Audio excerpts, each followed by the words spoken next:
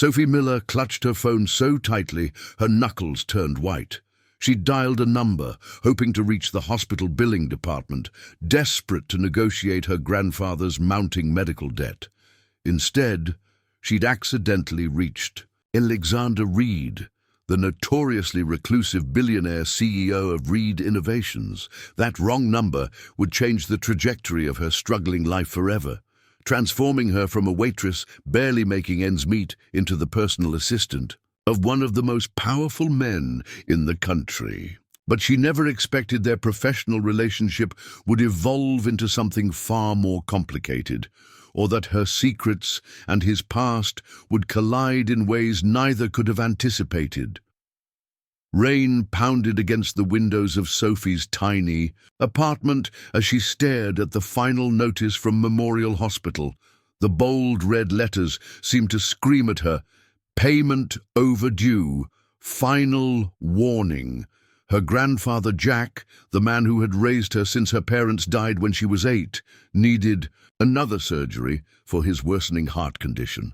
But their insurance had already maxed out, and the hospital was demanding $75,000 upfront before they would schedule the life-saving procedure. Sophie pushed her damp auburn hair from her face and took a deep breath. At 25, she juggled 3 jobs: morning shifts at a coffee shop, evening waitressing at an upscale restaurant, and weekend gigs as a freelance photographer. Yet it was never enough. Her college degree in communications sat unused while she scrambled to cover rent and her grandfather's medications.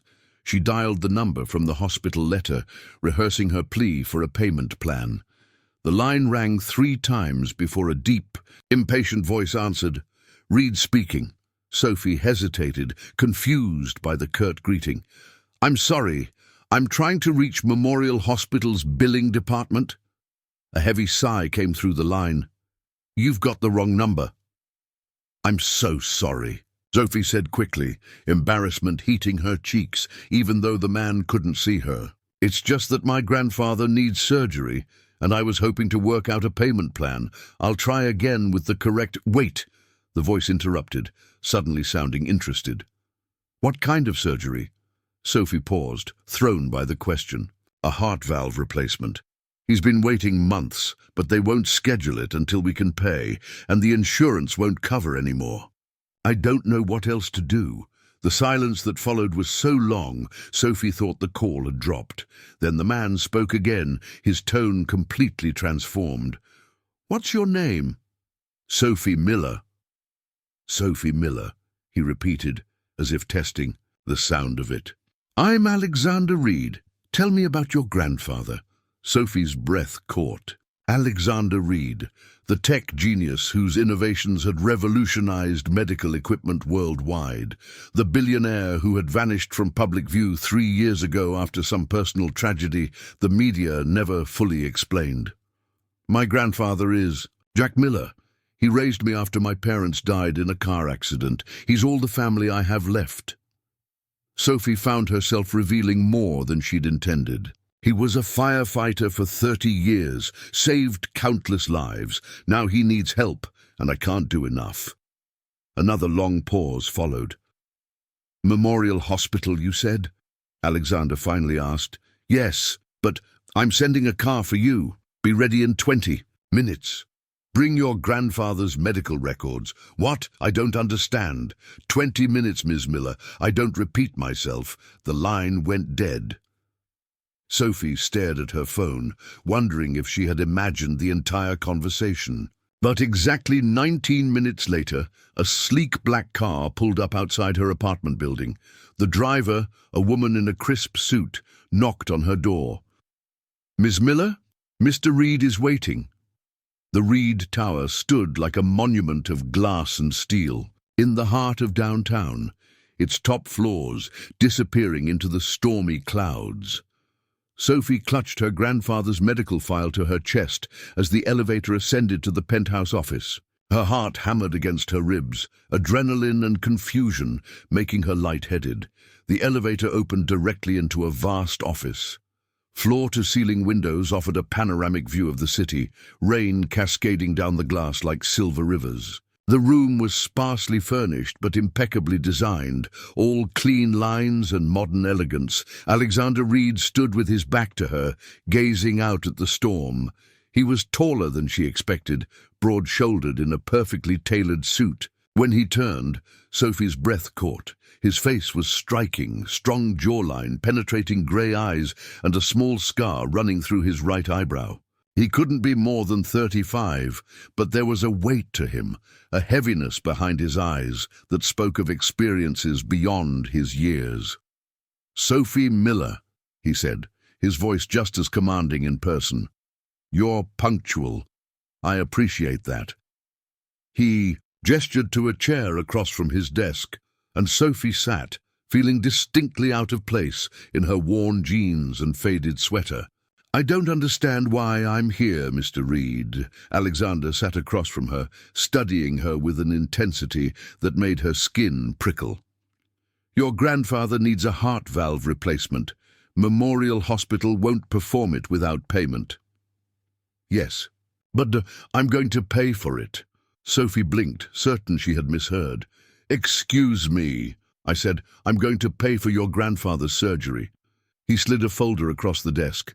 "I've already contacted the hospital. They're scheduling him for next week with their top cardiac surgeon." Sophie's mind raced, looking for the catch.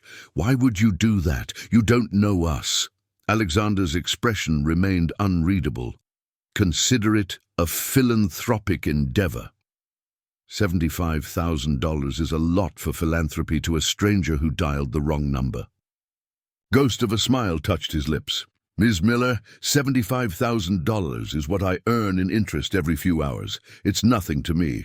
"It's everything to me," Sophie whispered, emotions suddenly threatening to overwhelm her. "But people don't just help strangers without wanting something in return." Alexander leaned forward, resting his elbows on the desk. "You're right. I do want something." Sophie stiffened, her gratitude instantly morphing into wariness. "I need a personal assistant," he continued. "My last one quit 3 months ago, and I've been unable to find a suitable replacement. You seem intelligent, resourceful, and clearly devoted to your family. Those are qualities I value. You want me to work for you? But I don't have any experience. As an executive assistant, I'm a waitress and a barista, and a photographer," he added, surprising her. "I looked you up during the car ride. Your Instagram portfolio shows remarkable talent and an eye for detail." Sophie shifted uncomfortably. "That's just a hobby." "No, it's a skill, one of many you probably possess that are being wasted serving coffee." Alexander stood, circling the desk to lean against it, just feet from where she sat. "I'm offering you a job, Ms. Miller. Full benefits, including comprehensive health insurance that will cover your grandfather for any future procedures. Starting salary of $95,000. The figure made Sophie's head spin. It was more than triple what she currently earned across all 3 jobs. "And if I refuse?" "The offer for your grandfather's surgery stands regardless." "I'm not a monster, Ms. Miller, but I think we could help each other." He handed her another folder. "The job description and contract. Take tonight to think about it." Sophie opened the folder with trembling fingers, scanning the details of what would be expected of her. The job was demanding. Long hours, extensive travel, absolute discretion, and complete dedication to managing Alexander Reed's professional and personal affairs. But the compensation was extraordinary, the benefits comprehensive. "Why me?" she asked, looking up to find him watching her intently. "You could hire anyone with actual experience." "I've had 6 assistants with actual experience in the past. 2 years, none lasted." He returned to the window, his reflection in the glass suddenly looking tired. "You showed compassion on our call. Determination. You were ready to beg a hospital bureaucrat for your grandfather's life. That tells me more about your character than any resume." Sophie stood, folder clutched in her hands. "If I take this job, there need to be boundaries, clear professional boundaries." Alexander turned. something like amusement flickering in his eyes. "Afraid I'll be an inappropriate boss, Ms. Miller?" "No," Sophie replied honestly. "I'm afraid of owing someone so much that I lose myself in the debt." The amusement faded, replaced by what looked almost like respect. "The job is separate from your grandfather's treatment. You'll be evaluated on your performance alone. If it doesn't work, out you walk away with a reference, and he keeps the healthcare coverage, no strings attached." Sophie wanted to believe him, but experience had taught her that nothing came without a price. Still, her grandfather was running out of time, and this unlikely miracle had literally called her by accident. "When would I start?" "Tomorrow morning, 7 a.m. sharp." Alexander handed her a keycard. "This will give you access to the building and the executive elevator. My driver will pick you up at 6:30. As Sophie left the Reed Tower, contract signed and mind reeling, she couldn't shake the feeling that she had just made a deal that would change far more than just her employment status. Something about Alexander, Reed's intensity, the way he had fixated on her grandfather's situation, suggested there was more to his offer than professional interest. What she didn't know, couldn't have known, was that Alexander Reed had recognized her grandfather's name immediately. Jack Miller, the firefighter who had pulled a young woman from a burning building 3 years ago. A woman who didn't survive her injuries. A woman who had been Alexander Reed's wife. Sophie stepped into the rain, unaware that the wrong number she had dialed had connected her to a man whose grief and guilt had isolated him from the world. A man who saw in her grandfather's medical crisis a chance for the redemption he had been seeking since the day he lost everything that mattered. Sophie's alarm blared at 5:30 a.m., though she'd barely slept. The events of yesterday still felt surreal. The wrong number, the imposing figure of Alexander Reed, the life-changing contract she'd signed. She showered quickly in her tiny bathroom, where the hot water always ran out too soon, dressed in the nicest clothes she owned, black slacks and a navy blouse she'd bought for job interviews, and glanced at her grandfather, sleeping peacefully in the apartment's only bedroom. She'd given him the news last night, showing him the hospital paperwork that confirmed his surgery was scheduled for the following Tuesday with Dr. Patel, one of the country's leading cardiac surgeons. "That billionaire fella's paying for all this?" Jack had asked, his weathered face a mixture of suspicion and hope. "And he's hiring you? What's the catch, Soph?" "No catch, Grandpa. I'll be his personal assistant," she'd replied, not mentioning the nagging feeling that there was something Alexander Reed wasn't telling her. Now, as she wrote a note, reminding her grandfather to take his medication and letting him know she'd be home late, Sophie wondered what she was walking into. The contract was straightforward, but demanded complete dedication. For the next year, her life would revolve around Alexander Reed's needs and schedule. The sleek black car arrived at precisely 6:30. The same female driver from yesterday, who introduced herself as Marlene, greeted Sophie with a nod. "Good morning, Ms. Miller. There's coffee in the console and a tablet on the seat with today's schedule." Sophie thanked her and settled into the plush leather seat, marveling at the vehicle's luxury, a stark contrast to the rattling bus she usually took downtown. She picked up the tablet and found a meticulously organized agenda beginning at 7 a.m., with orientation, executive suite, and ending at 9:30 p.m. with dinner, Olivier's with Japanese investors. By the time they reached Reed Tower, Sophie had memorized the day's schedule and finished the excellent coffee. The building was already bustling with early arrivals, but Sophie bypassed the main lobby, using her keycard to access the executive elevator as instructed.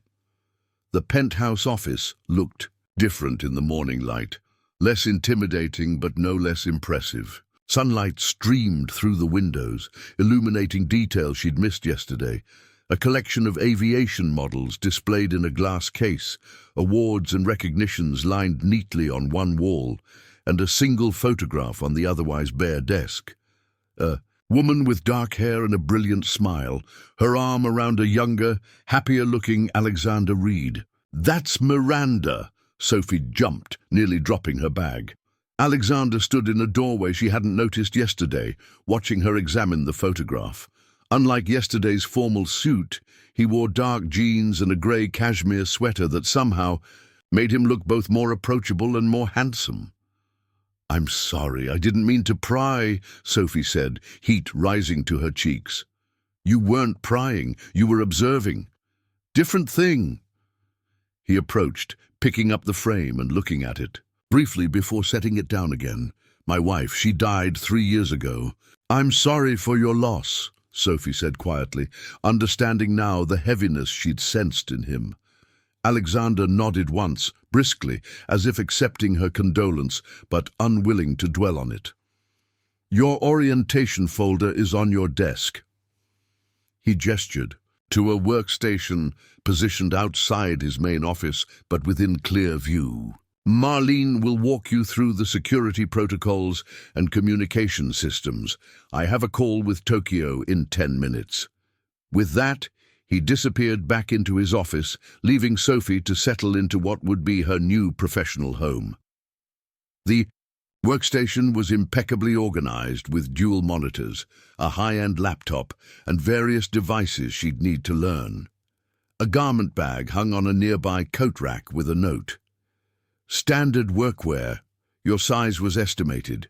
Alterations available if needed." Inside, Sophie found 3 designer outfits, a tailored black dress, a grey pantsuit, and a silk blouse with matching skirt, all with tags still attached, showing prices that made her breath catch. Together, they cost more than 3 months of her rent. Marlene arrived moments later, an efficient woman in her 50s, with silver-streaked black hair and sharp eyes that missed nothing. "Mr. Reed prefers his assistants to project a certain image," she explained, noting Sophie's surprise at the clothes. "Consider it part of your uniform." The morning passed in a whirlwind of information, security protocols, communication channels, filing systems, and the complex web of Alexander Reed's business interests, spanning technology, healthcare, real estate, and humanitarian initiatives. Sophie absorbed everything with the focused attention of someone who knew their job security depended on flawless performance. "Mr. Reed goes through assistance quickly," Marlene noted during a brief coffee break, "not because he's difficult, though he can be demanding, but because he requires perfection." "Why did the last assistant leave?" Sophie asked. Marlene's expression remained neutral. "She found the job overwhelming. Mr. Reed doesn't separate work and personal life. His assistant is expected to be available whenever needed. Hence the extensive compensation package," Sophie murmured. "Precisely. Now, about his dietary preferences." By noon, Sophie's head was spinning with information, but she felt reasonably confident she could navigate the basics. Alexander emerged from his office, focused on his phone. "Lunch meeting downstairs in 5 minutes, the Henderson Group merger. You'll take notes," he said without looking up. "Bring the North Side proposal files." Sophie quickly gathered the requested documents and followed him to the elevator, mentally reviewing what she knew about the Henderson Group from her morning briefing. The company specialized in advanced medical equipment, heart monitors specifically, and Reed Innovations was planning to acquire them. The private dining room on the mezzanine level was already occupied by 3 men in expensive suits. They stood as Alexander entered, and Sophie noted how the atmosphere immediately shifted. A subtle tension that indicated these men both respected and feared her new boss. "Gentlemen," Alexander greeted them with calculated warmth, "I believe we're ready to move forward." Sophie sat slightly behind Alexander, tablet ready for notes. As the meeting progressed, she observed his negotiation style, direct, occasionally, ruthless, but always fair. He had a brilliant mind for business, quickly identifying weaknesses in arguments and capitalizing on them without seeming predatory. When one executive attempted to adjust terms that had previously been agreed upon, Alexander's response was swift and cutting. Martin, we settled this point last week. If you're experiencing memory issues, perhaps we should reconvene when you've had a medical evaluation. His tone was pleasant, but the threat was clear. Sophie maintained a professional expression, though inwardly she winced at the public dressing down. As the meeting concluded, with terms firmly in Alexander's favor, she gathered her materials and prepared to follow him back upstairs. "What did you think?" Alexander asked unexpectedly as they entered the elevator. Sophie hesitated, unsure if honesty was expected or if this was a test. "About the negotiation. Yes, I saw your expression when I shut down Martin's attempt to renegotiate the equipment licensing terms." Sophie took a breath. "It was effective, but unnecessarily harsh. You embarrassed him in front of his colleagues, when a private correction would have achieved the same result without creating resentment." The elevator doors closed, and Alexander turned to face her fully, his expression unreadable. For a moment, Sophie feared she'd overstepped, potentially ending her employment before it had truly begun. Then Alexander's mouth curved into the ghost of a smile. "Most new assistants would have praised my technique, regardless of their actual opinion. Interesting. Would you prefer that approach in the future?" Sophie asked carefully. "No, I have. Enough people telling me what they think I want to hear." The elevator reached the penthouse level, and he stepped out. "I have a conference call in 20 minutes. After that, we'll need to prepare for the hospital board meeting at 3. Sophie followed relief washing over her. She'd passed the first test, it seemed, though she suspected many more would follow. As the day progressed, she began to understand the rhythm of Alexander Reed's world. Intense, demanding, and precisely orchestrated. By evening, Sophie had drafted correspondence, organized files, sat in on 2 more meetings, and rescheduled a business trip to accommodate the Japanese investor's changed itinerary. Her feet ached in the new heels Marlene had provided, and her mind was saturated with information. At 7, Marlene appeared with a garment bag. "For dinner tonight, Mr. Reed's clients expect a certain presentation." Inside was an elegant black cocktail dress that Sophie suspected cost more than her entire wardrobe. "This is unnecessary," she protested. "My clothes are—" "Mr. Reed insists," Marlene interrupted gently but firmly. "The executive bathroom has everything you need to freshen up. The car leaves in 30 minutes. The restaurant was exactly the kind of establishment Sophie had only glimpsed through windows while passing by. Crystal chandeliers, white tablecloths, and waitstaff that moved with choreographed precision. Olivier's occupied the top floor of a historic building downtown, offering panoramic views of the city's lights, twinkling like earthbound stars. Sophie felt conspicuously out of place despite the designer dress that fit her, as if it had been made specifically for her. The black cocktail dress was simple but elegant, with a modest neckline and a hemline that fell just below her knees. Marlene had also provided a pair of heels and a small clutch purse containing business cards identifying her as executive assistant to Alexander Reed. Alexander guided her through the restaurant with a light touch at her elbow, nodding to various diners who clearly recognized him. He looked completely in his element, his tailored suit and commanding presence drawing attention from everyone. They passed. "The Matsuo Group values tradition and formality," Alexander murmured as they approached a private dining room. "Let them speak first. Don't refuse anything offered. If you're unsure, follow my lead." Sophie nodded, straightening her shoulders. She might be out of her depth in this world of wealth and power, but she was determined not to embarrass Alexander or herself.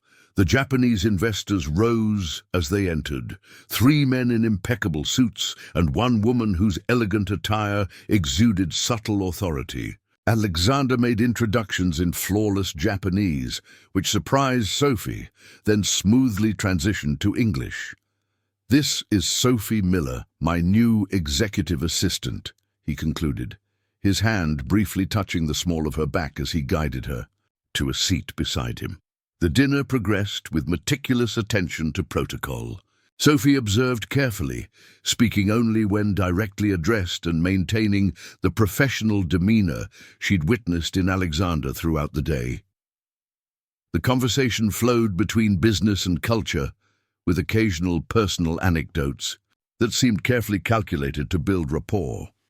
Midway through the main course, Mr. Matsuo, the eldest of the group, turned his attention to Sophie. "Ms. Miller, how long have you worked with Mr. Reed?" "Today is my first day," Sophie answered honestly. Her response raised eyebrows around the table. Mr. Matsuo smiled slightly. A bold choice, bringing a new assistant to such an important meeting. Before Sophie could respond, Alexander interjected smoothly. "Ms. Miller has exceptional instincts and adaptability, qualities I value more than years of experience." The woman, who had been introduced as Ms. Tanaka, studied Sophie with renewed interest. "And before working for Mr. Reed?" Sophie hesitated, aware that her previous jobs would sound unimpressive in this setting. Alexander watched her, offering no assistance this time. "I worked in customer service while pursuing freelance photography," Sophie replied, deciding honesty was the best approach. "My background is in communications." "Photography?" Ms. Tanaka looked intrigued rather than dismissive. "What kind?" "Primarily urban landscapes and portrait work," Sophie said, warming slightly to the topic she was passionate about. "I'm particularly interested in capturing the intersection of humanity and architecture, how people shape spaces and are shaped by them." Ms. Tanaka nodded approvingly. "A philosophical approach. I would like to see your work sometime." "Ms. Miller's perspective is precisely why I hired her," Alexander said, seamlessly redirecting the conversation back to business. "Fresh eyes see opportunities others miss. Speaking of which, shall we discuss the distribution framework for the cardiac monitoring systems?" The remainder of dinner focused on business matters, with Sophie taking mental notes on the discussions about Reed Innovations' new medical technology. The Japanese investors seemed particularly interested in the heart monitoring devices, which aligned with what Sophie had learned about the Henderson acquisition earlier that day. By the time dessert arrived, Sophie felt she had successfully navigated the dinner without any major missteps. The tension in her shoulders began to ease slightly. As the evening concluded, Ms. Tanaka approached Sophie while Alexander was engaged with the men. "You are not what I expected in Mr. Reed's assistant," she said quietly. "What did you expect?" Sophie asked, curious despite herself. "Someone who mirrors him, cold, calculating, efficient." Ms. Tanaka smiled slightly. "Instead, he brings someone with an artist's eye and no pretense." Interesting choice. Before Sophie could respond, Alexander appeared at her side. "The car is waiting," he said, his hand again finding the small of her back with casual familiarity that Sophie wasn't entirely comfortable with but didn't know how to address. The drive back to Reed Tower was silent. Sophie watched the city pass by, processing the events of her first day. It was nearly midnight, and exhaustion had settled deep in her bones. "You did well tonight," Alexander said unexpectedly, breaking the silence. "The Matsuo group isn't easily." "Impressed, thank you," Sophie replied, turning to face him, "though I'm not sure what I did to impress them." "You were authentic." Alexander's gaze was steady on her face. In business circles filled with people playing roles, authenticity is rare and valuable. The car pulled up to Reed Tower, but instead of stopping at the main entrance, it continued to the underground parking garage. Sophie frowned slightly. "I should be getting home. My grandfather has a night nurse I arranged starting today." Alexander finished for her. "She'll be there until 8 a.m. You'll find I've anticipated most contingencies, Ms. Miller." Sophie felt a flicker of unease. You arranged health care for my grandfather without consulting me. It was in the benefits package you signed. Alexander exited the car, clearly expecting her to follow. There's an apartment on the 42nd floor that comes with the position. It's ready whenever you decide to move in. Sophie stepped out of the car, her exhaustion momentarily forgotten in a surge of indignation. Mr. Reed, while I appreciate the comprehensive benefits, I need to maintain boundaries between my professional and personal life. Decisions about my grandfather's care and my living situation are mine to make. Alexander paused at the elevator, studying her with that intense gaze that seemed to see too much. Of course, the night nurse is optional, though highly qualified, as is the apartment. However, the job occasionally requires late nights and early mornings. Proximity simplifies logistics. The elevator ascended to the penthouse level. Sophie's mind raced, trying to determine if this was standard procedure or if Alexander Reed was already attempting to control aspects of her life beyond work. I need to collect my things before heading home, she said, walking toward her desk. There's one more thing we need to discuss, Alexander said, moving toward his office and gesturing for her to follow. Inside, he retrieved a folder from his desk and handed it to her. Your grandfather's complete medical history, including records. I had some difficulty obtaining. Review it before his pre-op appointment on Friday. Sophie accepted the folder with confusion. How did you get these? Some of these records are from military hospitals from decades ago. I have resources. Alexander poured himself a glass of water from a crystal decanter. There are inconsistencies in his treatment history that concern me. The medication combinations, specifically. Sophie opened the folder, scanning the documents with growing alarm.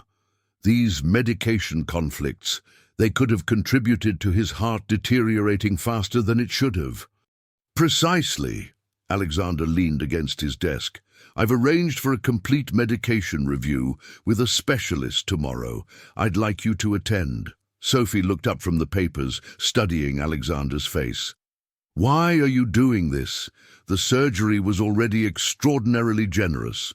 This level of involvement in my grandfather's care goes well beyond professional courtesy. Alexander was silent for a long moment, his expression unreadable. Let's just say I have my reasons for ensuring Jack Miller receives the best possible care. That's not an answer, Sophie pressed, her exhaustion making her bolder than she might otherwise have been. There's something you're not telling me about why you're so invested in my grandfather's situation. A shadow passed over Alexander's face. It's late, Ms. Miller. My driver will take you home now. Be back here at 7 a.m. tomorrow.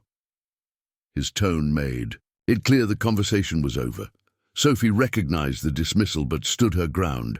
Mr. Reed, if we're going to work together effectively, there needs to be trust. If there's something about my grandfather that I should know— Trust works both ways, Ms. Miller, Alexander interrupted, his voice suddenly cold.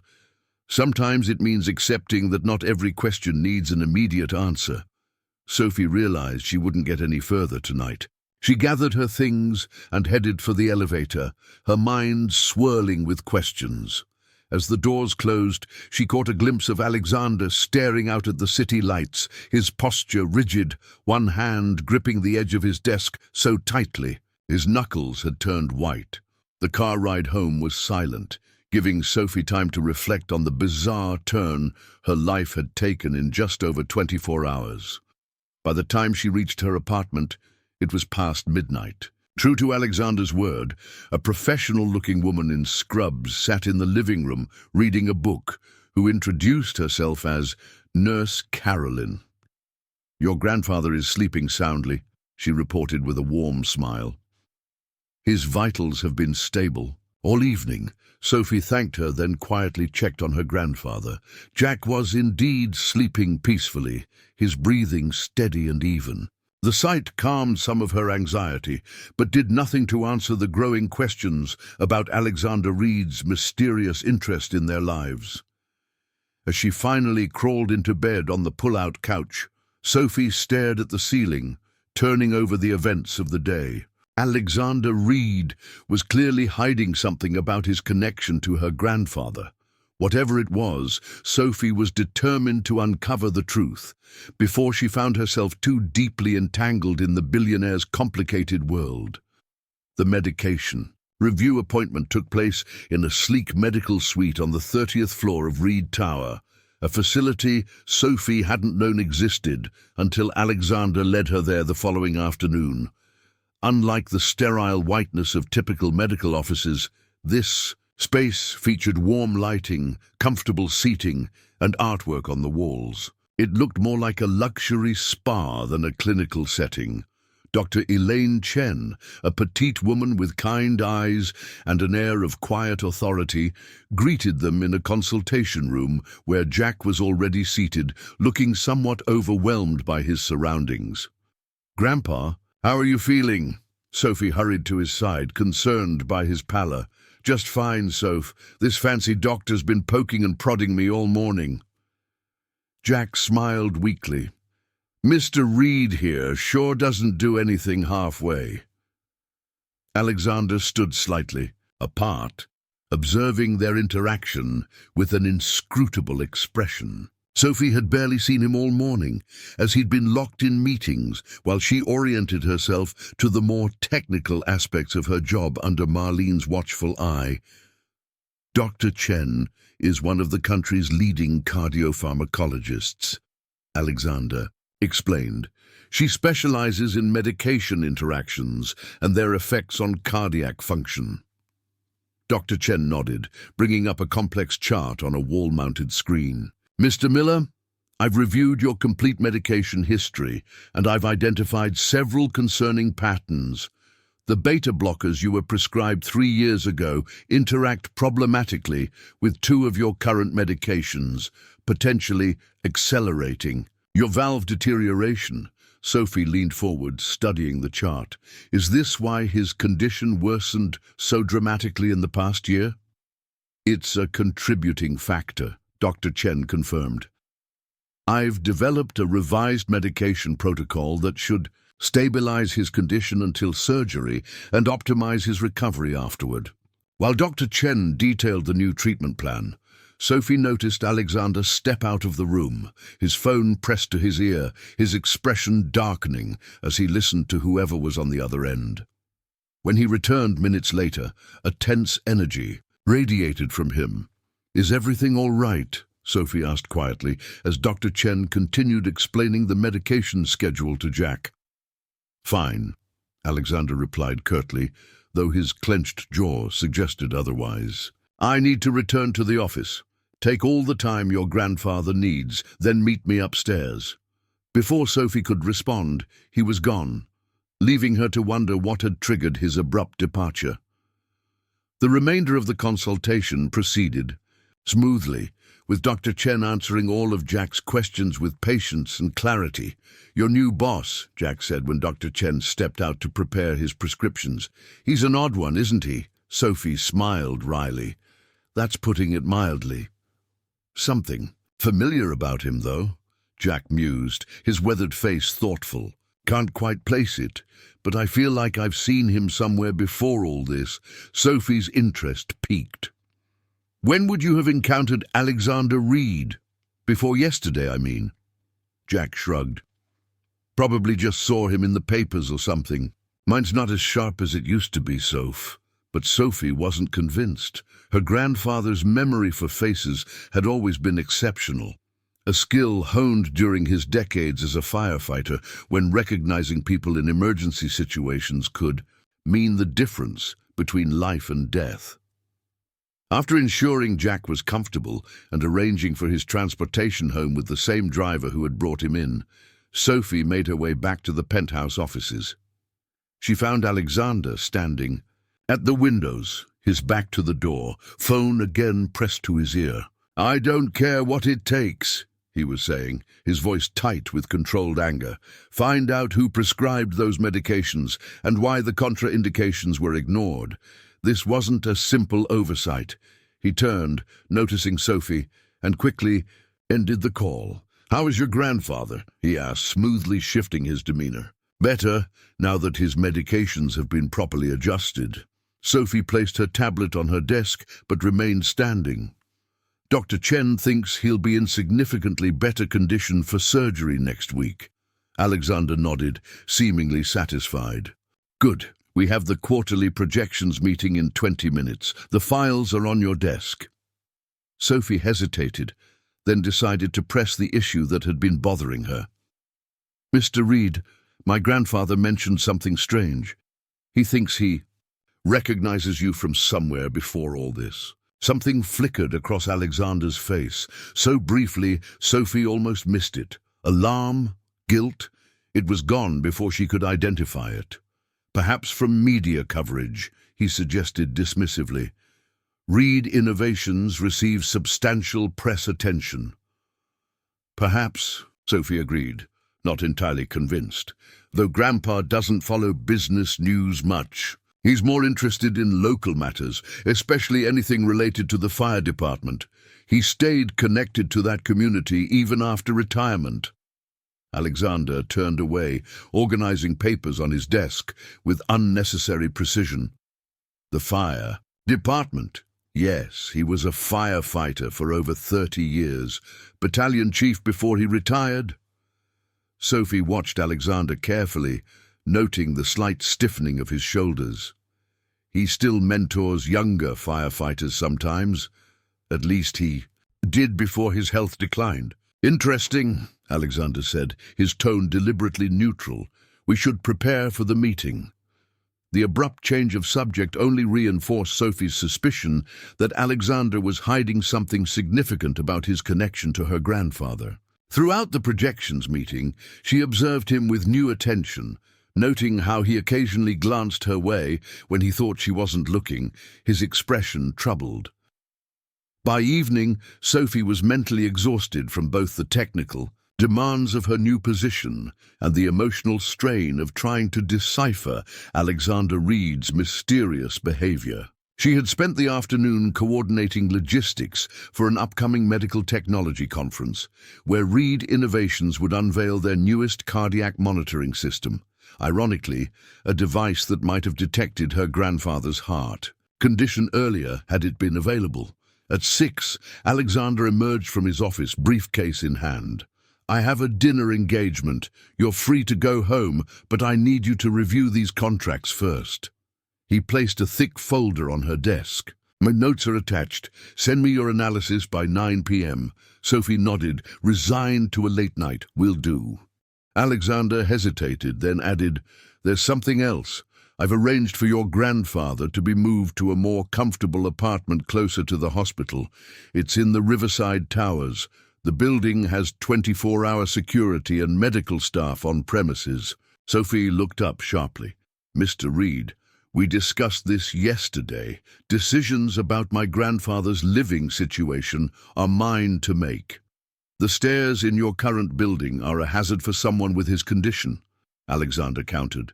The new apartment is a medical necessity, not a luxury. That should have been my determination, Sophie insisted, frustration rising. You can't just rearrange our lives without consultation, regardless of your intentions. Alexander's expression hardened. Your grandfather's well-being is non-negotiable, Ms. Miller.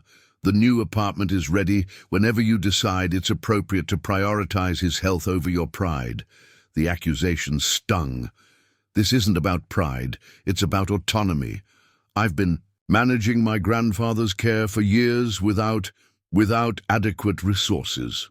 Alexander interrupted. Now you have them. Use them wisely. He checked his watch. I'll expect your analysis by 9.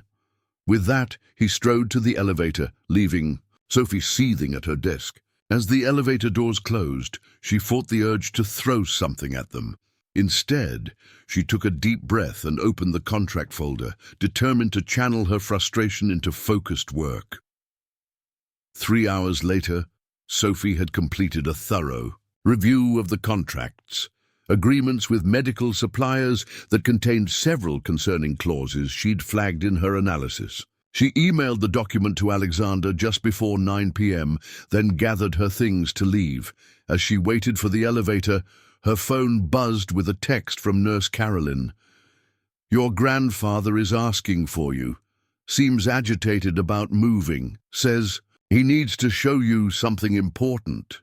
Concerned, Sophie hurried home, finding Jack sitting at their small kitchen table with a battered metal box open before him. The box contained old photographs, newspaper clippings, and what appeared to be official fire department reports. "Grandpa, what's all this?" Sophie asked, setting down her bag. "I figured out where I know your boss from," Jack said, his voice unusually solemn. "Took me a while to place him, but I never forget a face from a scene." He pushed a newspaper clipping toward her. The headline read, "Tech Pioneer's Wife Dies in Apartment Fire." Below was a photograph of a younger Alexander. Reed, his face twisted with grief, being restrained by police officers as firefighters worked in the background. "That's the Winchester building fire 3 years ago," Jack explained. "Terrible tragedy. I was one of the first responders, led the team that went in after the woman, his wife, Miranda Reed." Sophie stared at the photograph, her heart sinking. "You tried to save Alexander Reed's wife?" Jack nodded gravely. "We got her out, but she'd already inhaled too much smoke. Died in the ambulance." He tapped the photograph with a weathered finger. "That man watched us carry his wife out of that building. I'll never forget the look in his eyes." Sophie sank into a chair, the pieces falling into place with sickening clarity. "That's why he's helping us. It's not random charity or coincidence that I called his number." "No," Jack agreed quietly. "It's not." "But why not just tell me?" Sophie wondered aloud. "Why all the secrecy?" Jack shrugged. "Grief does strange things to people, Soph. Makes them build walls, create distance. Maybe he couldn't bear to say it out loud." Sophie thought of the single photograph on Alexander's desk, the smiling, dark-haired woman, Miranda, the wife he had lost in a fire that her grandfather had responded to. The connection was both simple and devastatingly complex. "The new apartment he's arranged for you," Sophie said slowly. "It has medical staff on site. Fire safety systems would be state-of-the-art." "Makes sense now, doesn't it?" Jack nodded. "He's not just helping a stranger. He's repaying a debt he feels he owes to the man who tried to save his wife." Sophie stared at the newspaper clipping, a new understanding of Alexander Reed taking shape in her mind. The coldness, the control, the intensity, all of it colored by a grief so profound it had reshaped his entire existence. "I need to talk." "To him," she said, reaching for her phone. Jack placed his hand over hers, stopping her. "Not tonight, Soph. Give yourself time to process this.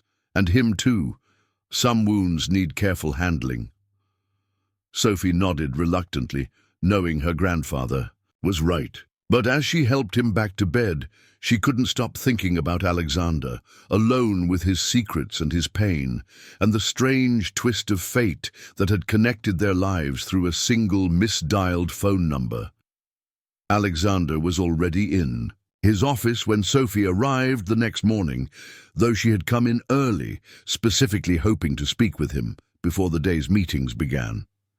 The door to his private office was closed, unusual for this hour, and Marlene informed her that he had been there since 5 a.m. "He's in one of his moods," Marlene warned, setting a coffee on Sophie's desk. "The Henderson acquisition hit a snag overnight. The board is getting cold feet." Sophie thanked her for the information, but her mind was elsewhere. The newspaper clipping from last night was tucked in her bag, burning a hole in her consciousness. She needed to address the real reason Alexander had inserted himself into her and her grandfather's lives. At precisely 7:30, Alexander's office door opened. He emerged, looking impeccable as always, in a charcoal suit, but the shadows under his eyes betrayed his exhaustion. "The Henderson board is requesting additional assurances," he said without preamble. "Draft a letter addressing their concerns. About the integration timeline, they're worried about layoffs." "Of course," Sophie replied, watching him carefully. "But there's something I need to discuss with you first, something important." Alexander checked his watch. We have the R&D presentation in 30 minutes. Can it wait? No, Sophie said firmly, standing to meet his gaze. It can't. Something in her tone must have registered because Alexander stilled, studying her face. After a moment, he gestured toward his office. 5 minutes. Once inside, with the door closed, Sophie reached into her bag and withdrew the newspaper clipping, placing it on his desk without a word. Alexander stared at it, his face draining of color. For several seconds, he said nothing, his fingertips just barely touching the edge of the paper. Where did you get this? He finally asked, his voice unnaturally calm. My grandfather recognized you, Sophie explained.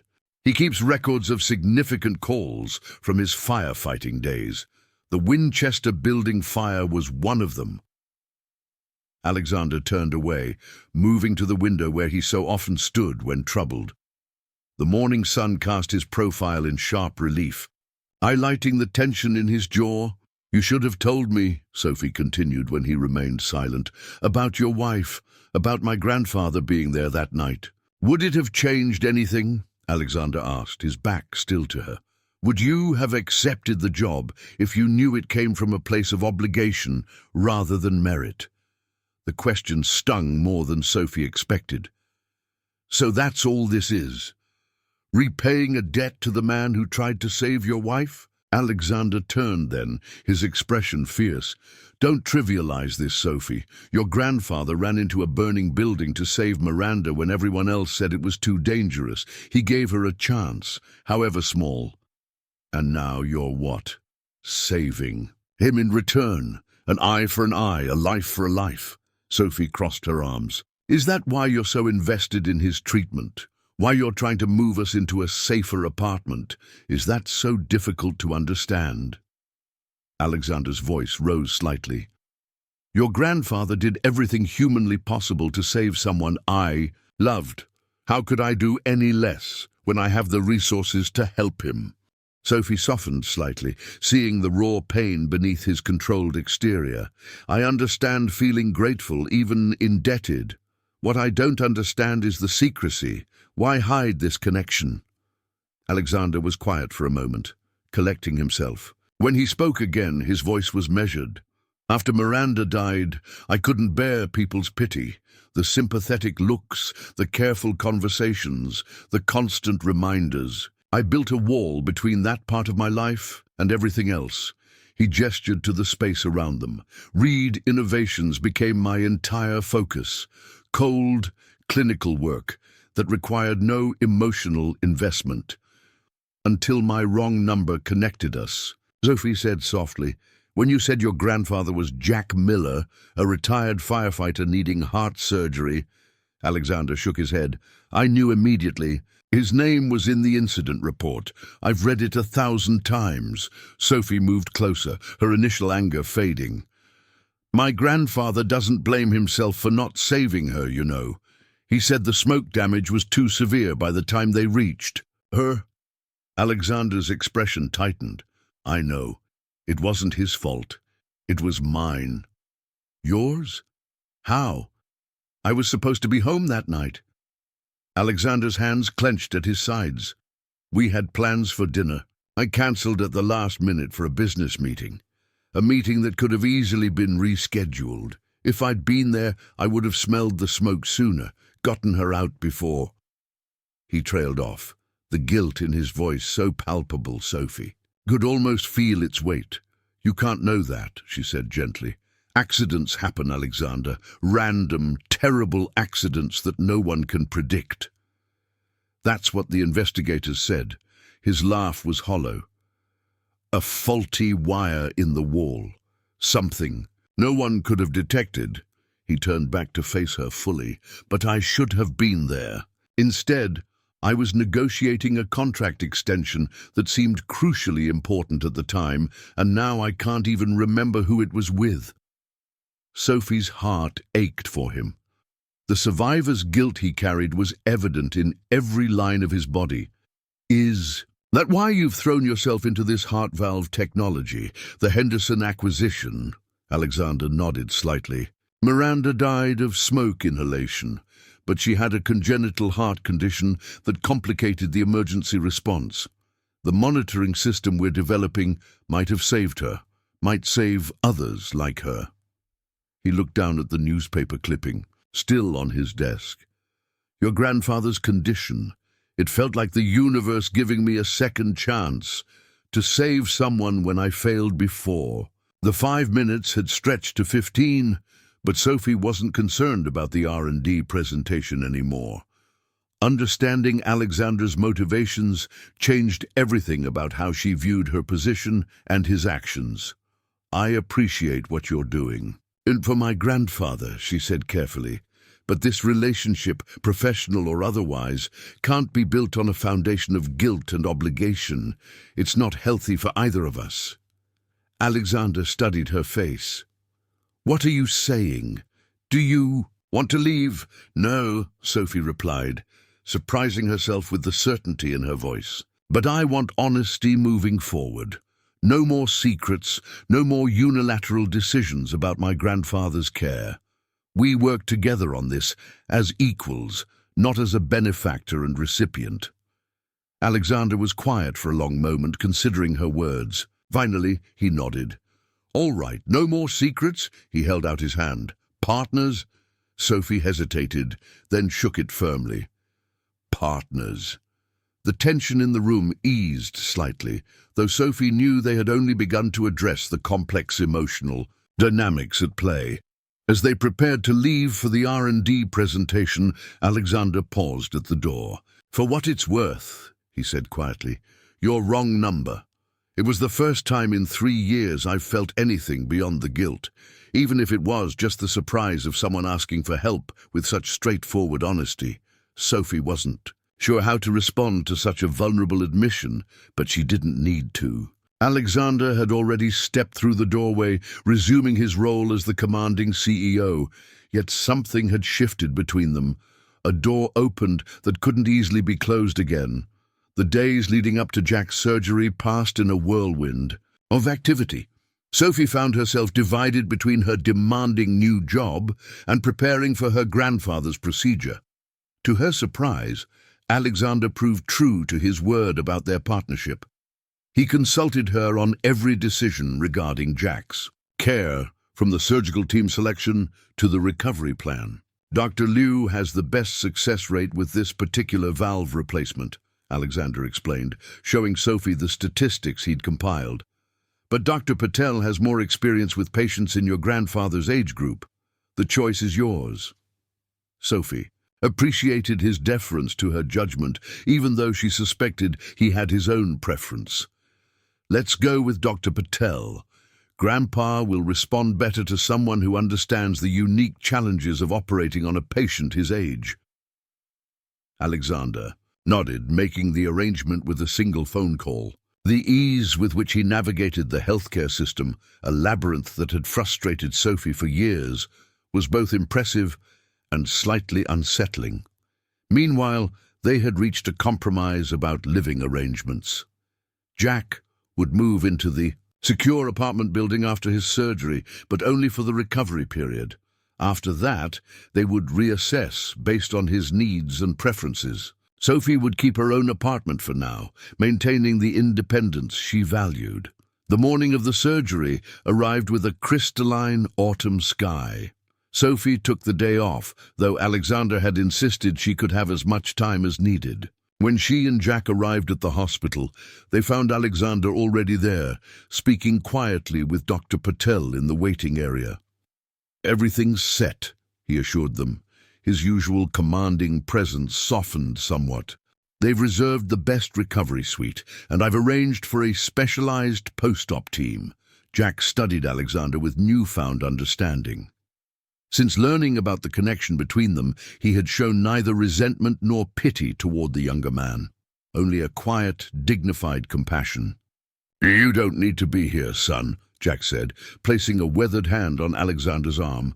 I know you've got an empire to run. Alexander stiffened slightly at the contact, then relaxed. The empire can manage without me for a few hours.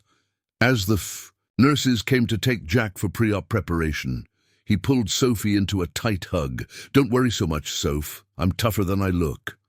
Then, to both their surprise, he hugged Alexander as well. "Thank you for taking care of my girl," he whispered, just loud enough for Sophie to hear.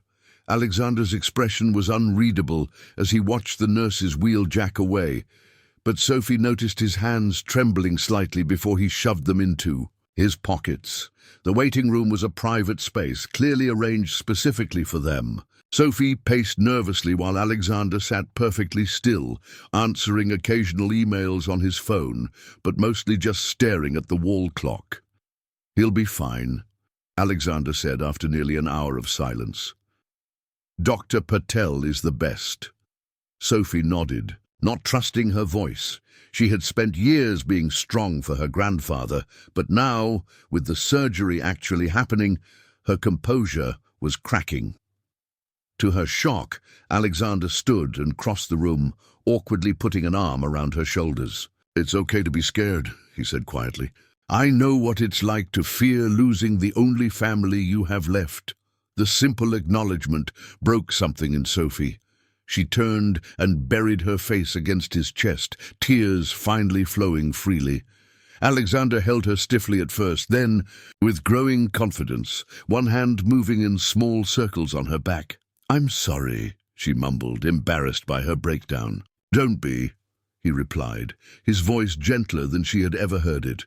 "You've been carrying this burden alone for too long." They stayed that way for several minutes before Sophie pulled away, wiping her eyes.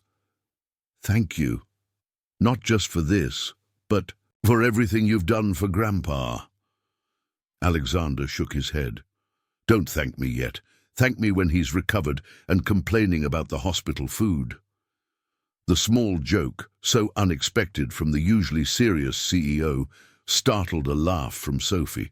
As they settled back to wait, something had shifted between them, a wall lowered, if not completely dismantled. The surgery lasted 6 hours. Sophie alternated between pacing, making calls to check on work matters, and sitting in tense silence. Beside Alexander, by hour 4, the professional distance they normally maintained had eroded completely. When Dr. Patel finally emerged, both sprang to their feet in perfect synchronicity.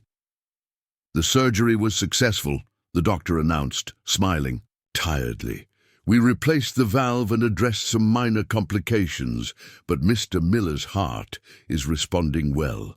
He's in recovery now." Sophie sagged with relief, her knees nearly buckling. Alexander steadied her with a hand at her elbow, his own relief evident in the slight tremor of his fingers. "When can we see him?" Sophie asked. "In about an hour. He'll be groggy from the anesthesia, but alert enough for a brief visit." After Dr. Patel left, Sophie turned impulsively and hugged Alexander. "He made it," she whispered, her voice breaking slightly. Alexander returned the embrace, his usual rigid posture softening. "He's strong, like his granddaughter." They pulled apart, suddenly awkward in the aftermath of shared vulnerability. Sophie tucked her hair behind her ear, not quite meeting Alexander's eyes. "You don't have to stay. I know you have meetings this afternoon." "They've been rescheduled," he said simply. "This is more important." When they were finally allowed into the recovery room, Jack looked pale against the white sheets, monitors, beeping steadily around him. His eyes fluttered open as Sophie approached, a weak smile forming when he saw her. "Told you I was tough," he mumbled. Sophie gently took his hand, mindful of the IV. "The toughest. How do you feel?" "Like I've been kicked by a mule," Jack replied, his voice raspy from the intubation tube. His gaze shifted to Alexander, who hung back near the doorway. "You're still here, son?" Alexander stepped forward, his expression uncharacteristically uncertain. "I wanted to make sure you were all right." Jack gestured weakly for him to come closer. "You did good," he said, looking between Alexander and Sophie. "Both of you." A nurse entered to check Jack's vitals, tactfully suggesting they let him rest. In the hallway outside, Sophie found herself reluctant to leave, even knowing her grandfather was in good hands. "He'll sleep through most of the night," Alexander said, reading her thoughts. "The recovery suite has a comfortable recliner if you want to stay, but you should at least get dinner and a change of clothes." Sophie nodded, recognizing the wisdom in his suggestion. "I should go home for a few hours." "I'll have Marlene bring you a meal from Giovanni's," Alexander offered, naming an Italian restaurant Sophie had once mentioned liking. "And anything else you need for an overnight stay." The thoughtfulness of the gesture caught Sophie off guard. "Thank you. That's very considerate." Alexander's expression shifted, almost imperceptibly. "Contrary to office rumors, I am capable of basic human decency." "I never doubted that," Sophie replied honestly. "Just your willingness to show it." A ghost of a smile touched his lips. "Perhaps I've had limited reasons to do so until recently." The moment stretched between them, charged with unspoken meaning. Sophie found herself noticing details she had previously overlooked, the flecks of silver at his temples, the slight asymmetry of his features that made his face more interesting than conventionally handsome, the way his eyes softened when his guard was down. "I should go," she said finally, breaking the spell. "Call me if anything changes with Grandpa." "Immediately," Alexander promised. As she turned to leave, he added, "Sophie, he's going to be all right. You both are." Something in his tone, a warmth that had been absent in their early interactions, stayed with Sophie as she made her way home. She found herself reflecting on how dramatically her life had changed in less than 2 weeks. The wrong number that had connected her to Alexander Reed had altered her trajectory completely, yet in this moment, she couldn't bring herself to regret it. When she returned to the hospital 3 hours later, freshly showered and carrying an overnight bag, she found Alexander still there. He sat in a chair outside Jack's room, reading through documents on his tablet. He looked up as she approached, quickly setting the device aside. "Any changes?" Sophie asked, glancing toward the room. He woke briefly, asked for water, then fell back asleep. "The nurses say his vitals are excellent." Sophie nodded, relieved. "You didn't have to stay all this time." Alexander's expression turned thoughtful. "I wanted to." He stood, gathering his things. "I should get back to the office. There are some matters that need my attention before morning." "Of course," Sophie replied, suddenly aware of how much of his workday he had sacrificed. "Thank you for being here. It meant a lot to both of us." Alexander paused, seeming to consider his next words carefully. "When Miranda died, I was alone at the hospital. Her parents were traveling abroad, and I had pushed away most of our friends with my obsessive work schedule." His voice grew quieter. "No one should face those hours alone." Before Sophie could respond, he had turned and walked away, leaving her to ponder this rare glimpse into his emotional landscape and the growing certainty that Alexander Reed was far more complex than she had initially believed. Jack's recovery proceeded better than expected. Within 3 days, he was sitting up in bed, complaining about the hospital food and flirting shamelessly with the nurses. By the end of the week, Dr. Patel declared him ready to move to the recovery apartment Alexander had arranged. "It's too fancy for an old firefighter," Jack protested when Sophie first wheeled him into the spacious, sunlit apartment with its state-of-the-art medical amenities discreetly integrated into the elegant design. "Just until you're back on your feet, Grandpa," Sophie reminded him, though privately she had to admit the place was extraordinary. 2 bedrooms, a gourmet kitchen, and floor-to-ceiling windows overlooking the river. A far cry from their cramped apartment with its temperamental plumbing and noisy radiators. Sophie had returned to work 3 days after the surgery, once Jack was stable. Alexander had been surprisingly accommodating about her schedule, allowing her to leave early for hospital, visits and work remotely when needed. The office dynamics had subtly shifted too. The rigid formality that had characterized their early interactions had softened into something more collaborative and natural. 2 weeks after the surgery, Sophie arrived at work to find Alexander engaged in an intense phone conversation. He gestured for her to wait as she entered, his expression serious. "I understand the concerns, but we're not backing out now," he was saying firmly. "The Henderson acquisition moves forward as planned.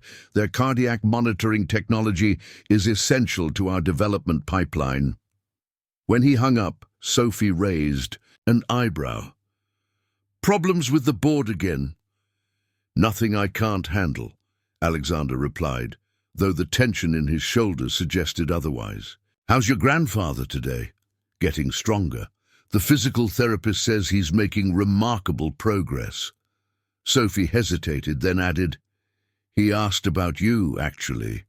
Wondered when you might visit again." Alexander looked genuinely surprised. "He wants to see me?" "Is that so shocking? You saved his life in a way." Sophie smiled slightly. "Besides, I think he enjoys having another man to talk to. There's only so much female nurse attention a proud man can take." A fleeting smile crossed Alexander's face. "I'll try to stop by this evening if that's convenient."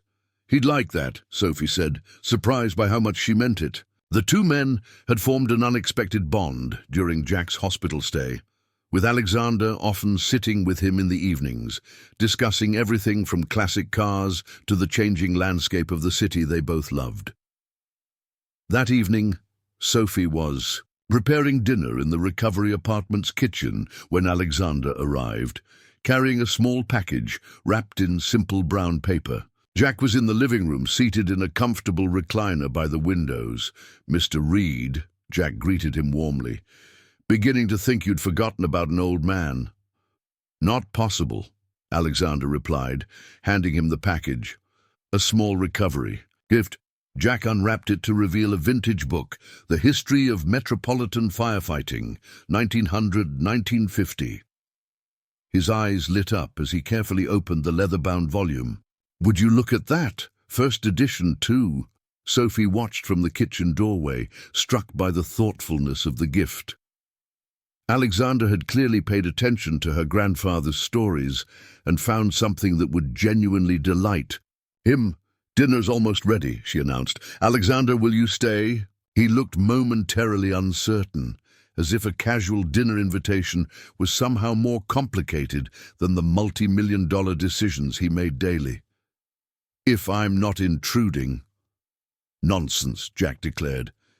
"Plenty of food, and you're too skinny anyway. All you rich fellas are the same. Too busy making money to eat properly." Alexander's laugh, a rare, unguarded sound, filled the apartment. "I can't argue with that assessment." Dinner was surprisingly comfortable, the conversation flowing easily between Jack's firefighting stories, Alexander's more amusing business anecdotes, and Sophie's updates on her photography projects, which she had cautiously resumed in her limited free time. As they were finishing dessert, a homemade apple pie Sophie had baked using her grandmother's recipe, Jack fixed Alexander with a serious look. "Been meaning to ask you something," Alexander nodded, setting down his fork. "Of course.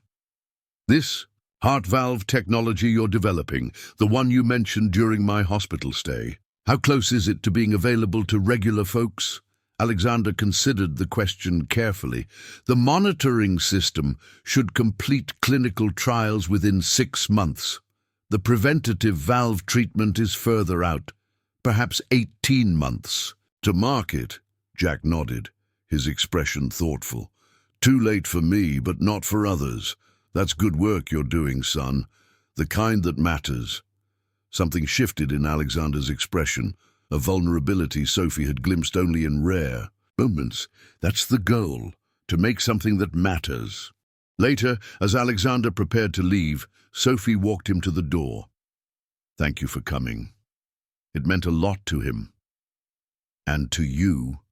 Alexander asked, his voice low. Sophie met his gaze steadily. "Yes, to me too." He reached out, briefly touching her.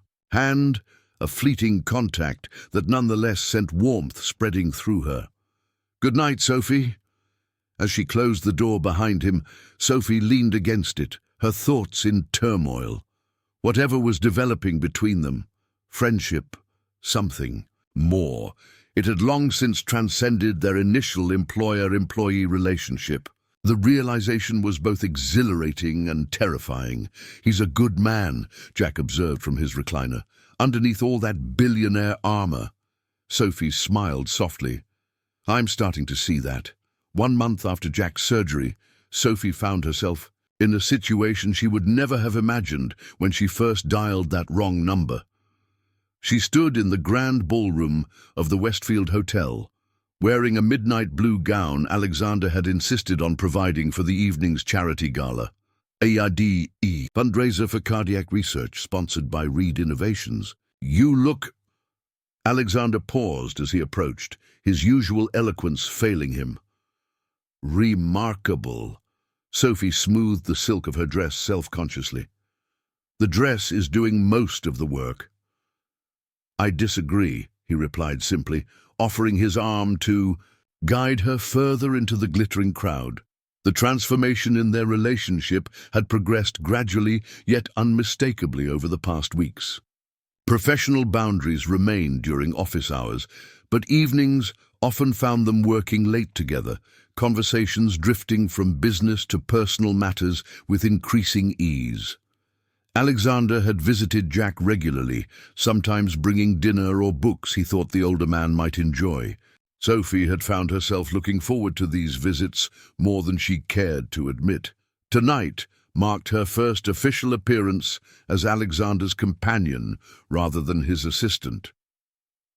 Marlene had handled the transition with knowing efficiency, arranging for another staff member to manage Alexander's professional needs during the event. "Everyone is watching us," Sophie murmured, as they moved through the crowd, accepting champagne from a passing waiter. "Let them," Alexander replied, his hand warm against the small of her back, "though they're primarily watching you." Sophie doubted this, but before she could respond, they were approached by an elegant older couple. "Alexander, darling, you've been hiding your lovely friend from us," the woman said, her assessment of Sophie swift and calculating beneath her social smile. "Barbara, Richard, may I introduce Sophie Miller?" Alexander said smoothly. "Sophie, Barbara, and Richard Hewitt. Barbara chairs our hospital board." Sophie shook their hands, noting the surprise in Barbara's eyes. Clearly, Alexander's companions were not typically presented with such formality. "Sophie's grandfather recently underwent valve replacement surgery using our newest techniques," Alexander continued. "She's been instrumental in providing patient perspective for our outreach programs." "How fascinating," Barbara replied, though her tone suggested otherwise. "And what did you do before becoming involved with Reed Innovations, Miss Miller?" The subtle emphasis on involved was not lost on Sophie. "I worked in customer service while pursuing freelance photography," she answered honestly, refusing to be intimidated. "How diverse," Barbara murmured. "If you'll excuse us, I believe the Andersons just arrived." "Alexander, do remember we need to discuss the East Wing renovations soon." As they walked away, Sophie released a breath she hadn't realized she was holding. "I don't think I passed inspection." Alexander's expression darkened slightly. "Barbara's approval isn't required for anything in my life, professional or personal." The evening progressed with Sophie meeting countless board members, investors, and society figures whose names blurred together. She observed how Alexander navigated this world with practiced ease, though she occasionally caught glimpses of the same distance she'd noted when they first met, as if part of him remained forever isolated from these glittering gatherings. During a brief moment alone while Alexander spoke with a major donor, Sophie found herself approached by a striking woman with silver-streaked dark hair. "You must be Sophie," the woman said, studying her with undisguised curiosity. "I'm Catherine Reed, Alexander's sister." Sophie straightened in surprise. Alexander had rarely mentioned his family. "It's lovely to meet you.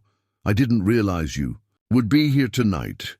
"Alexander probably hoped I wouldn't be," Catherine replied with a wry smile. "I've been overseas managing our European operations. I returned specifically for this event."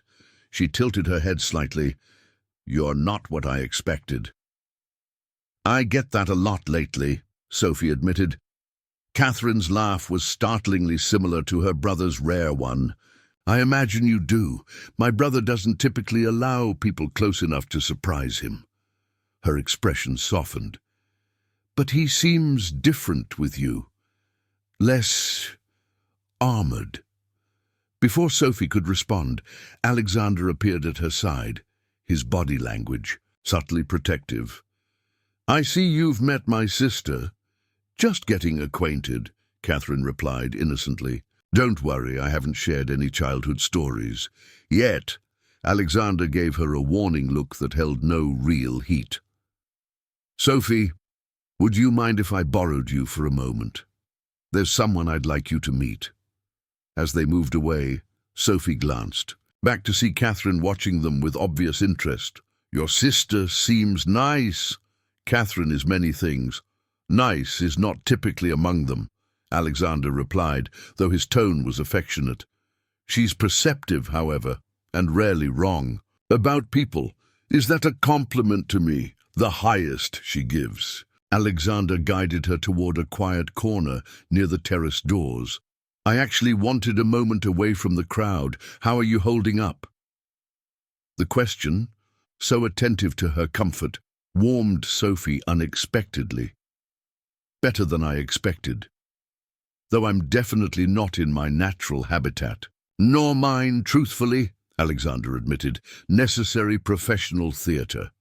"The billionaire CEO isn't comfortable at his own gala?" Sophie teased gently. Alexander's expression turned serious. "I've never been comfortable in crowds. Before Miranda, I at least managed to fake it convincingly.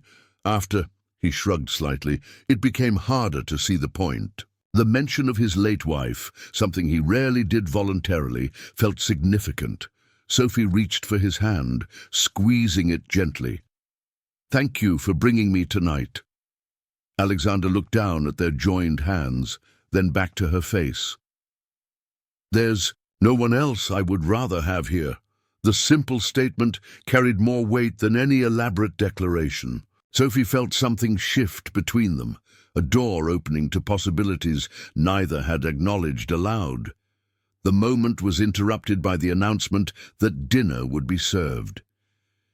As Alexander led her to the main table, Sophie realized with startling clarity that somewhere along the way, her feelings for him had transformed into something she hadn't anticipated and wasn't sure she was ready to name. 2 days after the gala, Sophie sat with her grandfather in his recovery apartment, sharing the dinner Alexander had sent over, his apology for having to work late. Jack had improved remarkably in the 6 weeks since his surgery. His color returned and his energy steadily increasing. The new medication protocol Dr. Chen had designed was working perfectly. "So," Jack said, setting down his fork and fixing Sophie with a knowing look, "when are you going to admit what's happening between you and Reed?" Sophie nearly choked on her water. "What do you mean?" "Come on, Soph.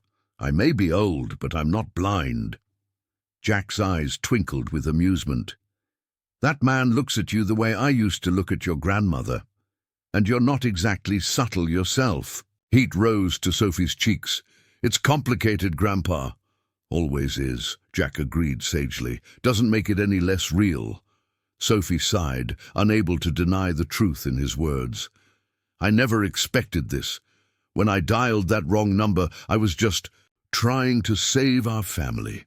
Now you might be saving him too," Jack finished softly. "That boy carries a world of guilt on his shoulders, but he smiles when he's with you, really smiles, not that corporate mask he wears." Before Sophie could respond, her phone buzzed with a message from Alexander. Meeting ended early. May I stop by? Jack caught her expression and chuckled. Tell Loverboy to bring dessert. I've got a craving for cheesecake. Grandpa, Sophie protested but sent the message, adding her grandfather's request with an apologetic emoji. Alexander arrived 40 minutes later, bearing a bakery box from the city's most renowned patisserie.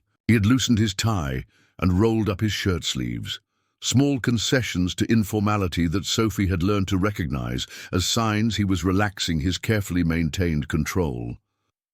They shared dessert around the kitchen table, Jack regaling them with stories from his early days as a firefighter. Sophie watched Alexander, how he listened intently to her grandfather, asking thoughtful questions and laughing genuinely at Jack's dry humor. The contrast between this man and the cold CEO who had first interviewed her was striking. Later, as Jack retired to his bedroom claiming fatigue, though Sophie suspected it was strategic, Alexander helped her clear the dishes. Your grandfather seems significantly stronger, he observed, handing her a plate to dry. The doctors are amazed by his progress, Sophie agreed. Dr. Chen thinks he might be able to move back to a regular apartment sooner than expected, with modifications for safety, of course. Alexander nodded, though something flickered across his face, disappointment, perhaps. That's excellent news. It is, Sophie confirmed, setting down her dish towel. Though I have to admit, I'll miss this place. It's been good for him, for both of us. You could stay, Alexander suggested casually, though his eyes were intent on her face. The lease is paid through the year. It would be a shame to let it go empty. Sophie raised an eyebrow. That's very generous, but it's not generosity, Alexander interrupted gently. It's selfishness, actually. I like knowing you're here, in a safe building with proper security, somewhere I can... He trailed off, seemingly uncertain how to finish the thought. Somewhere you can find me? Sophie supplied softly. Alexander met her gaze, the carefully constructed walls he maintained lowering visibly. Yes, the simple admission hung between them, charged with unspoken meaning. Sophie took a step closer, drawn by the vulnerability he so rarely displayed. Alexander, she began, not entirely sure what she meant to say. He reached out, his fingers lightly tracing her cheek in a touch so tender it made her breath catch. I never expected you, Sophie Miller. You and your wrong number and your remarkable grandfather. You've changed everything. Is that good or bad? She whispered. Terrifying, he admitted with a faint smile. But necessary. I was barely living. Before you called me by mistake. Sophie covered his hand with hers, turning her face slightly to press a kiss against his palm. The gesture seemed to break something in Alexander. He leaned forward, hesitating just a breath away from her lips, giving her the chance to pull away. Instead, Sophie closed the distance between them. The kiss was gentle at first, tentative, then deepening as Alexander's arms encircled her waist, drawing her closer. Sophie wound her arms around his neck, marveling at how right it felt to be held by him.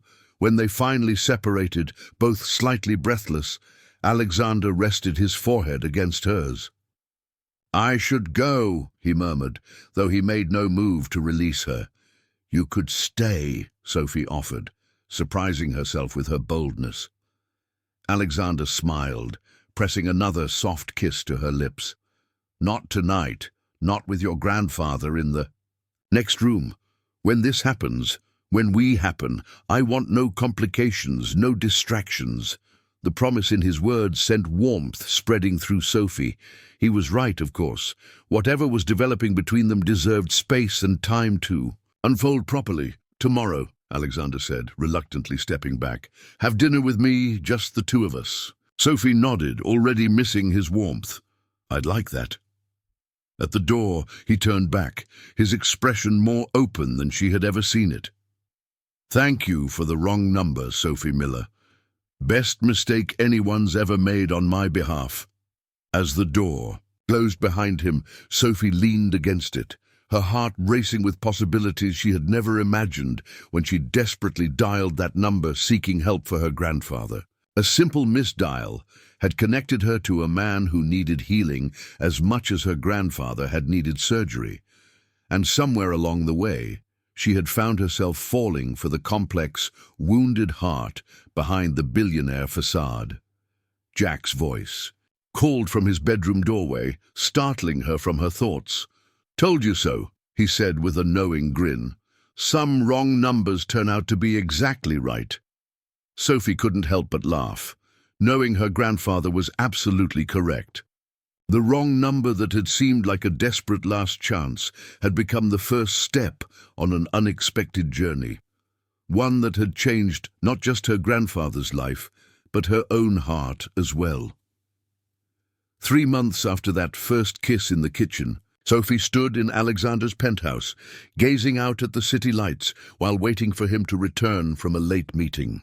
Their relationship had evolved with surprising ease, as if they had both been waiting to bridge the gap between professional collaboration and personal connection. Jack had moved back to their old apartment last month, though Alexander had insisted on extensive renovations first, updating the plumbing, installing an elevator, adding state-of-the-art fire detection systems. Sophie had initially maintained her own bedroom in the recovery apartment, but gradually found herself spending more nights at Alexander's penthouse.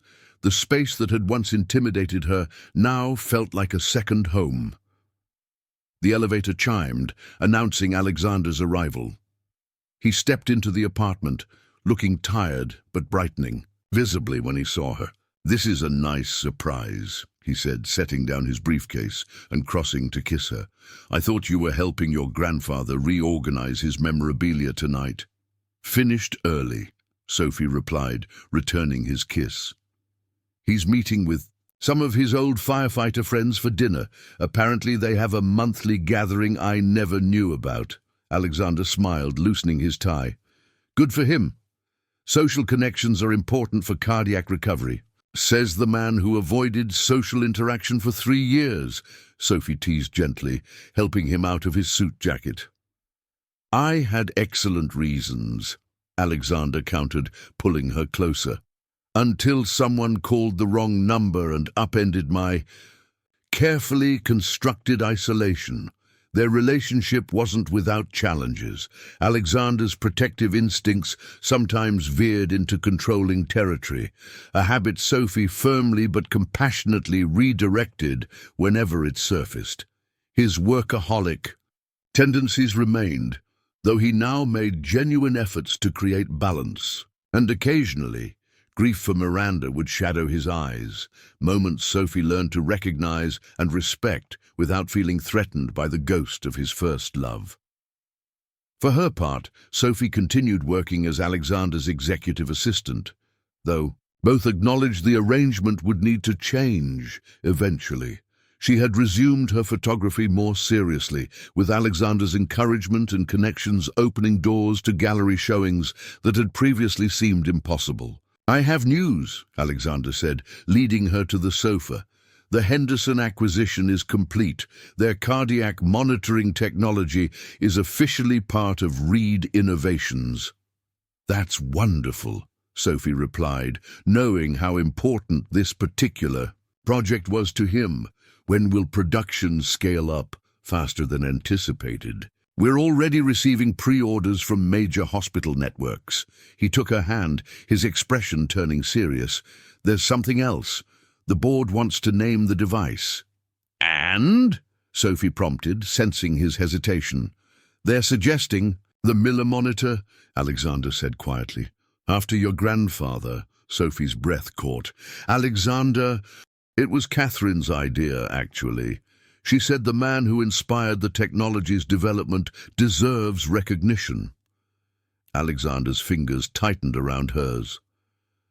"I wanted to ask your permission before agreeing." Tears pricked at Sophie's eyes. "Grandpa would be overwhelmed. Are you sure the board will approve?" "They already have, unanimously." Alexander smiled slightly.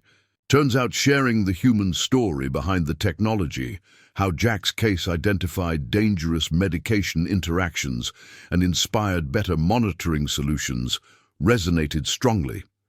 It gives the product heart, Catherine says. Sophie laughed, softly through her tears. Your sister has a way with words. She likes you, by the way, Alexander mentioned, pulling Sophie closer against his side. Says you're exactly what I needed.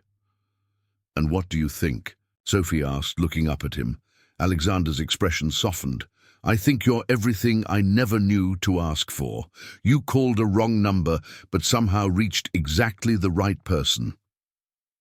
Later that evening, they shared the news with Jack over video call. His weathered face registered shock, then profound emotion. You don't have to do this, son, he said, voice gruff with feeling. It's already done, Alexander replied simply. Your experience is helping us create something that will save countless lives. The name honors that contribution. After ending the call, Sophie found Alexander standing by the windows, his expression contemplative. What are you thinking about? She asked, slipping her arms around his waist from behind. How strange life is, he answered, covering her hands with his own. 3 years ago, your grandfather couldn't save Miranda, despite his best efforts. Now, his name will be on a device that might have saved her, and will save others. Sophie rested her cheek against his back, feeling the steady beat of his heart. A full circle. Alexander turned in her embrace, cupping her face between his hands. I used to think everything ended the day Miranda died, that my life had essentially stopped, and I was just going through the motions. He brushed his thumb across her cheek. I never imagined a wrong number would give me a second chance at living. Not just living, Sophie corrected softly. Loving. Alexander kissed her then, with the tender intensity that still made her heart race. When they parted, he rested his forehead against hers, eyes closed as if memorizing the moment. Stay with me, he whispered. Not just tonight. Always. It wasn't quite a proposal, but the promise in his words was unmistakable. Sophie smiled, recognizing the journey that had brought them here, from a desperate phone call to a connection neither had been seeking, but both had needed profoundly. Always, she agreed, sealing the promise with another kiss. The wrong number that had once been her last hope had become the first digit in a completely new life, one written not in obligation or necessity, but in healing, second chances, and love that arrived in the most unexpected way. 1 year to the day after Sophie's fateful wrong number, she stood in the small gallery downtown where her first major photography exhibition was opening. The space hummed with conversation as attendees moved between her framed works, urban landscapes capturing the city's hidden beauty, portraits revealing the humanity behind everyday faces, and her signature series documenting the healing journey of cardiac patients, inspired by her grandfather's experience. Jack moved through the crowd in his new suit, proudly explaining the stories behind certain photographs to anyone who would listen. At 73, he looked years younger than he had before his surgery, his energy restored and his outlook brightened. The Miller Monitor had entered clinical trials 3 months ago, with Jack serving as an honorary consultant on the patient experience team, a role he had embraced with unexpected enthusiasm. Your work is extraordinary, commented a tall woman, with elegant silver hair whom Sophie didn't recognize, particularly this series. She gestured to the cardiac patient portraits. Thank you, Sophie replied. Those are especially meaningful to me. I can see why. You've captured the vulnerability and strength in each face. The woman studied Sophie with keen interest. You must be Sophie Miller. I'm Margaret Reed, Alexander's mother. Sophie's surprise must have shown on her face because Margaret smiled slightly. My son didn't mention I was coming, did he? Typical Alexander, always playing his cards close. It's lovely to meet you, Sophie managed, suddenly understanding. where Alexander had inherited his penetrating gaze. "I didn't realize you were in the country. I've been abroad for some time," Margaret acknowledged. "But when both my children insisted I shouldn't miss this exhibition, I became curious about the woman who has so thoroughly integrated herself into my family." Before Sophie could formulate a response to the slightly challenging statement, Alexander appeared at her side, his hand coming to rest protectively at the small of her back. "Mother," he greeted Margaret with a kiss on her cheek, "I see you've met Sophie." "We were just getting acquainted," Margaret confirmed, her assessing gaze moving between them. "Your sister was right. You look different, Alexander, more present." Alexander's expression softened as he glanced at Sophie. "I am." The simple confirmation seemed to satisfy Margaret, who nodded once before turning her attention back to Sophie. "Your grandfather, he's the firefighter who responded to the Winchester building fire." "Yes," Sophie confirmed, wondering how much Alexander had shared with his mother. "I'd like to meet him," Margaret said, surprising them both. "To thank him, personally." As Alexander led his mother toward where Jack was regaling a small group with firefighting stories, Catherine approached Sophie, champagne flute in hand. "Don't let Mother intimidate you," she advised. "Her bark is significantly worse than her bite these days. She seems—" Sophie searched for a diplomatic word. "Formidable," Catherine suggested with a knowing smile. "She is, but she's also perceptive. She can see how much you've changed, Alexander."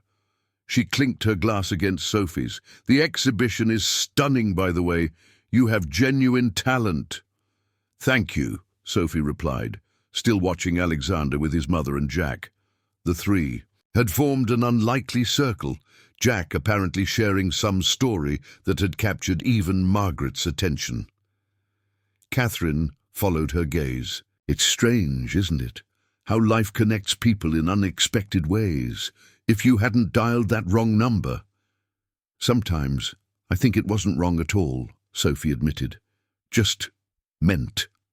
Later that evening, after the last guests had departed, and only family remained, Alexander led Sophie to a quiet corner of the gallery.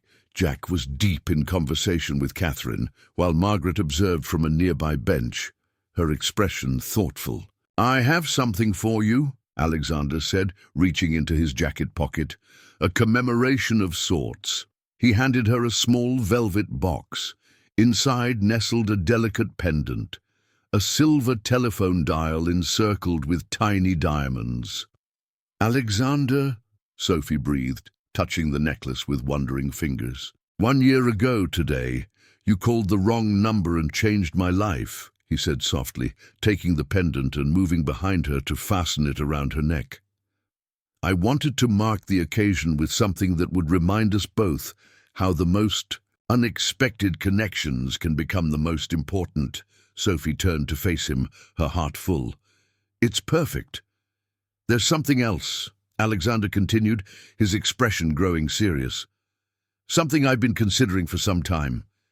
He reached into his pocket again and withdrew a second, smaller box. Sophie's breath caught as he opened it to reveal a stunning engagement ring, a sapphire surrounded by diamonds that caught the gallery lights in prismatic sparkles. "Sophie Miller," Alexander said, his voice steady despite the vulnerability in his eyes. "You called the wrong number but found the right person. Every day since has been a gift I never expected to receive. Would you do me the extraordinary honor of becoming my wife?"